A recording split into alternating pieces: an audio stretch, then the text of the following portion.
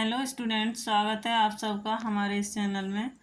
और आज हम बात करने वाले हैं ECC एजुकेटर जो भर्ती आई थी उसकी जो DB चल रहा है, डॉक्यूमेंट वेरिफिकेशन, उसके बारे में।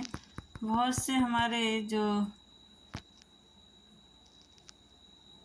बहनें और भाई हैं वो ये सोचते हैं कि डॉक्यूमेंट वेरिफिकेशन होता है तब क्या साक्षात यानी कुछ क्वेश्चन पूछे जाते हैं, मतलब वहाँ पे कुछ पूछते हैं वे लोग। तो ऐसा कुछ नहीं है कि वो कोई भी क्वेश्चन पूछें, ना क्वेश्चन पूछा जाता है, कुछ भी नहीं पूछा जाता है। केवल कागज़ देखे जाते हैं आपके उसमें, हाई स्कूल इंटर और जो भी जिस किसी ने NTT की है तो उसके कागज़ होने चाहिए। अगर किसी ने होम साइंस से BA किया है तो वो होने चाहिए। 3 साल की मार्कशीट ओरिजिनल और जो फ़ोटोकॉपी होती है उनके 2 सेट फ़ोटोकॉपी के होते हैं। तो उसमें एक सेट में यानी क्या क्या होता है, तो सबसे पहला होता है हमारा क्या, हाई स्कूल की मार्कशीट यानी 10th की क्या होगी, मार्कशीट होगी। दूसरे नंबर पर 12th की मार्कशीट होगी। 12th की मार्कशीट हो गई और उसके साथ जो पहले के हैं उसके साथ सनद आती है। अगर जो उन्होंने 2010 के बाद किया है शायद उसमें सनद साथ ही आती है। 2010 से पहले के उनके अलग होती है। तो उसके बाद ये दोनों हो गए डॉक्यूमेंट। उसके बाद BA की 3 ईयर की मार्कशीट।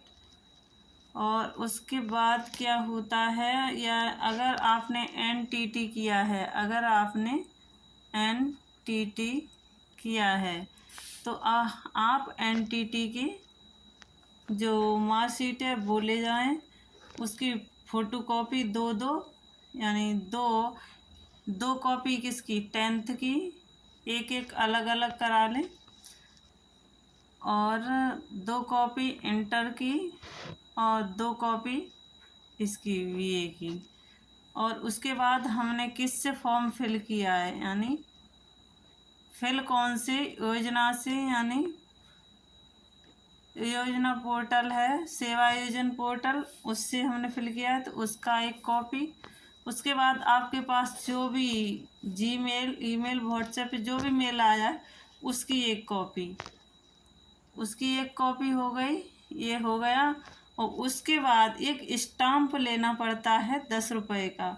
उस पर आपको प्रमाणित करना पड़ता है कि आप इस लायक हैं, यानी इतनी एजुकेशन आपने प्राप्त की है। तो उस पर वह लिखवाना पड़ता है, वह स्टाम्प होता है। और हमारे आधार कार्ड या पैन कार्ड कोई भी हमारा प्रूफ होना चाहिए जहाँ रहते वहाँ का। और जाति प्रमाण पत्र, फिर क्या है, जाति प्रमाण पत्र और मूल निवास यानी कहाँ के आप रहने वाले हो, यानी मूल निवास ये होना अनिवार्य है।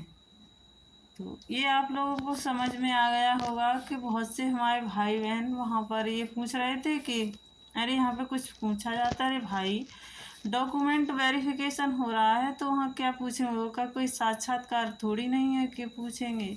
नहीं कोई आपसे क्वेश्चन किया जाता है, नहीं कुछ पूछा जाता है। तो आप बिल्कुल बेफिक्र होके जाइएगा और अपना डॉक्यूमेंट वेरिफिकेशन कराइएगा।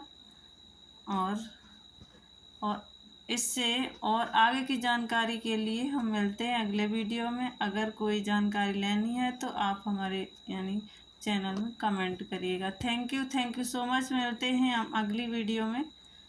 Thank you.